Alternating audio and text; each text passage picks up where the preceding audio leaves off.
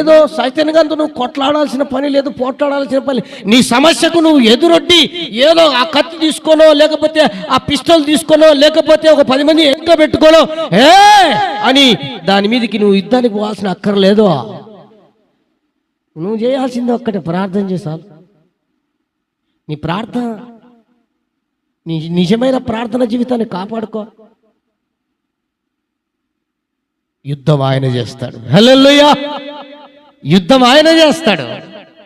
నీ సమస్య మీద యుద్ధం చేస్తాడు, నీ కష్టాల మీద యుద్ధం చేస్తాడు, నీ బాధల మీద యుద్ధం చేస్తాడు, నీ అనారోగ్యం మీద యుద్ధం చేస్తాడు, నేను వెంటాడుతున్నటువంటి సాతాను యొక్క శక్తుల మీద యుద్ధం చేస్తాడు. ఆయన యుద్ధం చేస్తాడు. నీ బలహీనతల మీద ఆయన యుద్ధం చేస్తాడు. మరి అటువంటి యుద్ధశీరుడు